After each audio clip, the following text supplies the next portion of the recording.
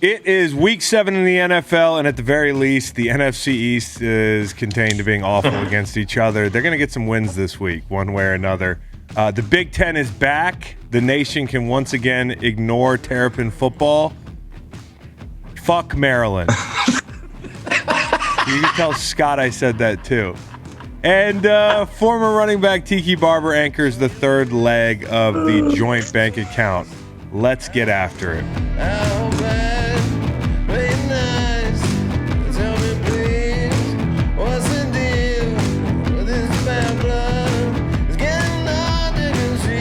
Hey y'all, I'm Chris Long. This is the Green Light Gambling Show presented by DraftKings, and let's not bury the lead. Someone not named Chris Long went 3-0 last weekend. I want to make sure that's out there front and center. It's my guy, fresh off the Peloton. He's been crushing it. Stanford Steve. I appreciate the kind words about a 3-0 week. It's been a long time, but stayed on it. Chris, I'm not gonna lie. I had one of the worst feelings ever about 10 minutes ago on the bike. I was gonna ask you this question: when the last time you thought you were gonna throw up from working out? That's a great question. I've never thrown up. Awful. I've never thrown up from working out. I've only thrown up from having food poisoning and being forced to practice in 90-degree heat. Okay. Yeah, I blew chunks all over the field over at the McHugh Center down the road there at Virginia. Okay. Yeah, but I've never been a puker. I think you either do puke from exercise or you don't, and it's not an indicator of fitness. I was a bit morning workouts.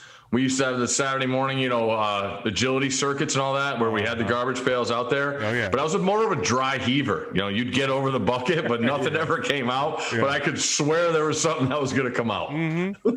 Now, I've dry heaved from exercising on the weekend, but never from athletic exercising, per se. Yeah, correct. It helps you keep hydrated. Your eyeballs don't look, bloodshot from puking, so it's good that we're good. No, we passed. We're good. My dog. So all of a sudden, this has gotten real. Steve has now moved ahead of me in the NFL based on winning percentage. I'm at 57.9. He's at 58.3. So both safely above 52.4.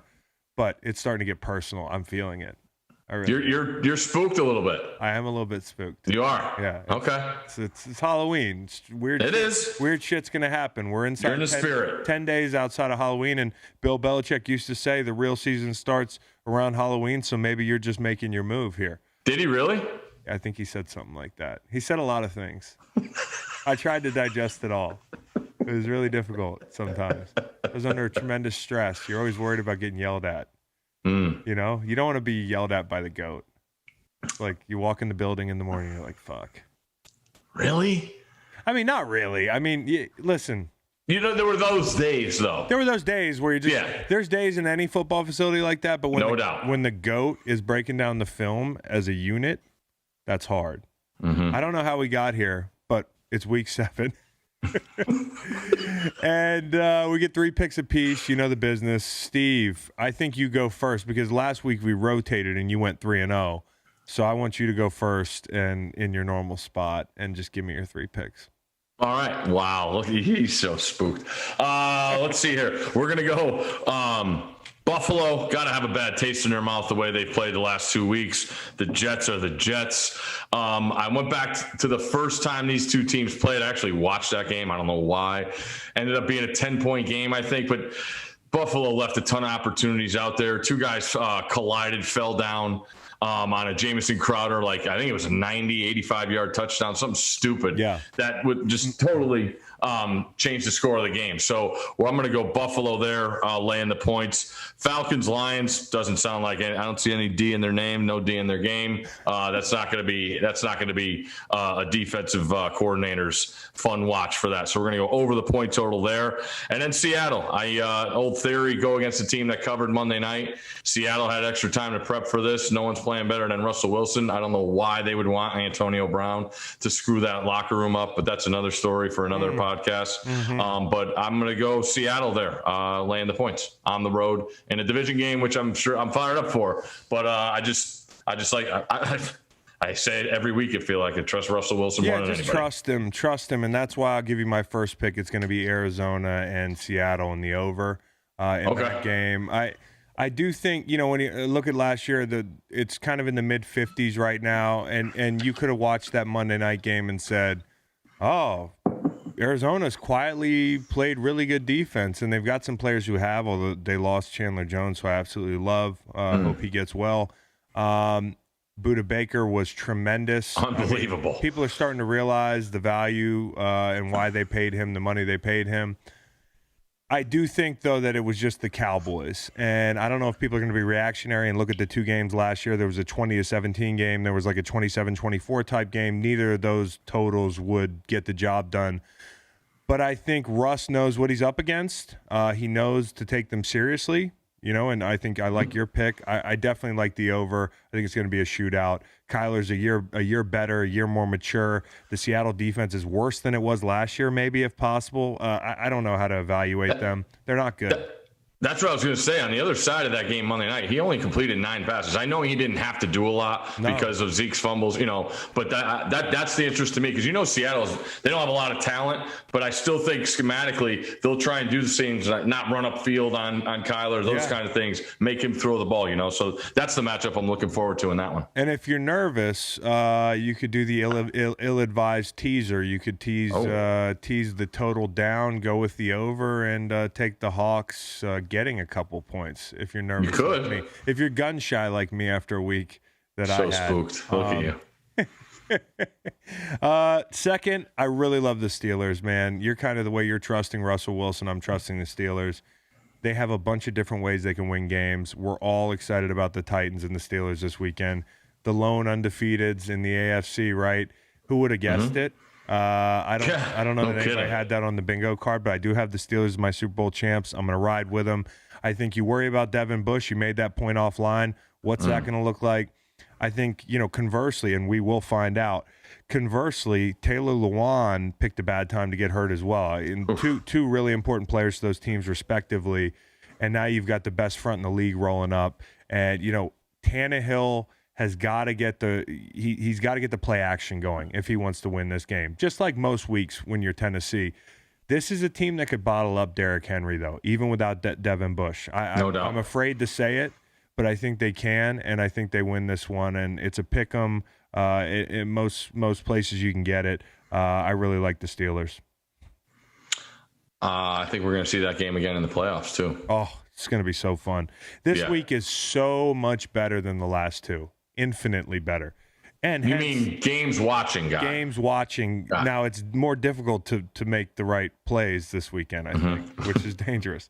And then I really like this one, and you could take the over here because the total's kind of low. It feels very inviting. What do you think here, Steve? I like New England and the over in that game, but I'll give out New England first and foremost. I think there is a personal aspect to it with Shanahan and Belichick.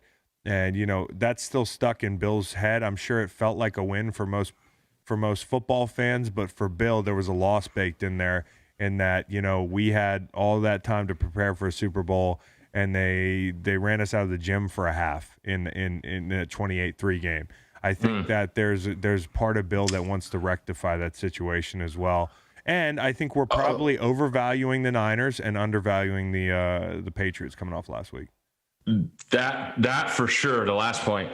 But wow, I'm bad. I didn't even think of the 28-3. I was thinking about Belichick trading Garoppolo and being like, yeah, now you get some of this, pal. Well, he also knows Jimmy G well. Yes, that's why I lean New England in that matchup. And yeah, the total wise, it is weird because play calling wise, I mean, you saw late in the game last week, New England go into the bag of tricks for every single play on the drive. Yeah.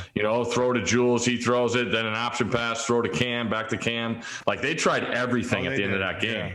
Yeah.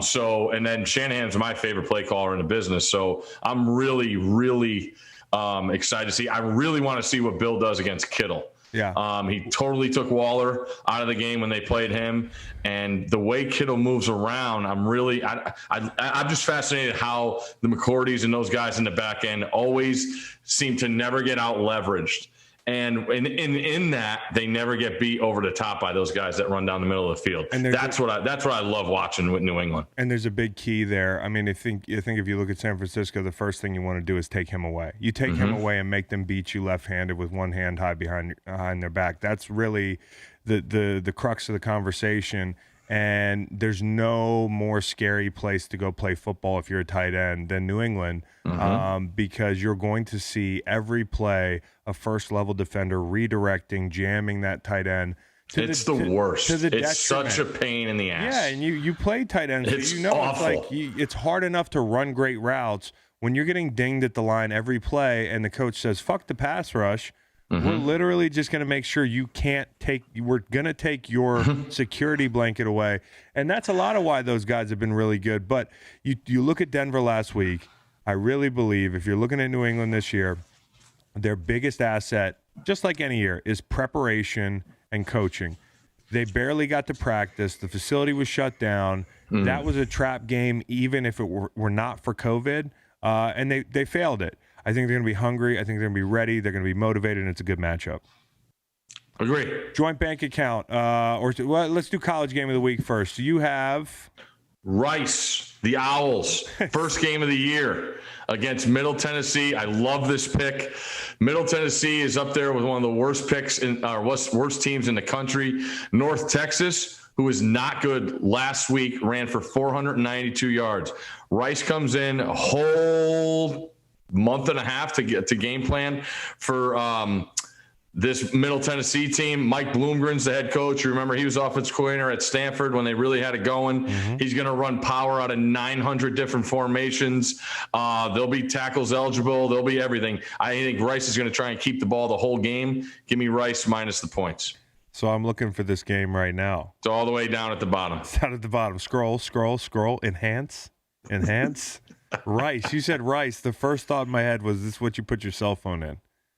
I mean, I know there's a college in Texas called Rice. It's a beautiful campus. Come on, Luke Wilson, our guy. Yeah, our guy, Luke Wilson. But at the same time, Rice, cell phones. Have you ever had to do it? No, I've never had to do it. I hear it Me works. neither. So they're favored by about a field goal here. Yes. And you love it. Love them. Okay. Enhance. I could use it.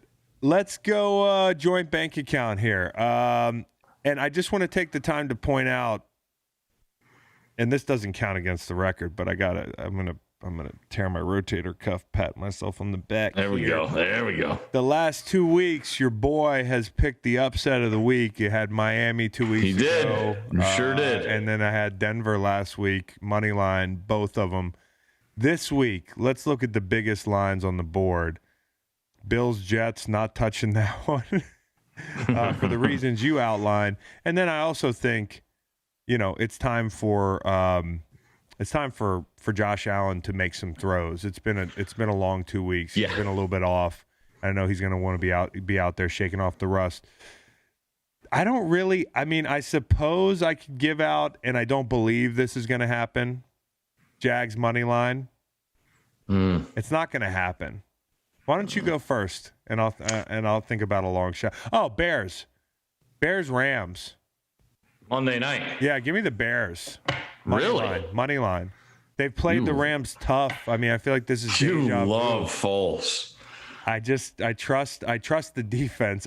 Wow. Listen. What I think about Foles is that Foles has got some magic to him, but that defense is functionally fucking scary.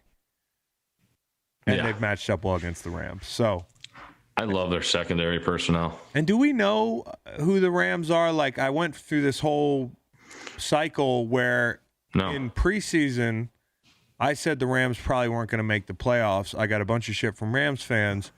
And then they started winning, and I did the honest media member mea culpa. I should have just waited. Right?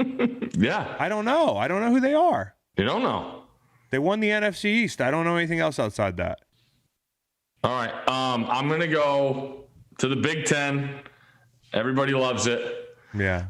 Rutgers money line at Michigan State. Coach Schiano is back.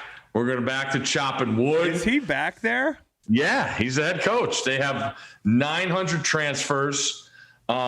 Michigan State's got a new coach. We don't know what we're getting in East Lansing. It's not going to be pretty, but let's take Rutgers on the money line. You're going to be getting a lot.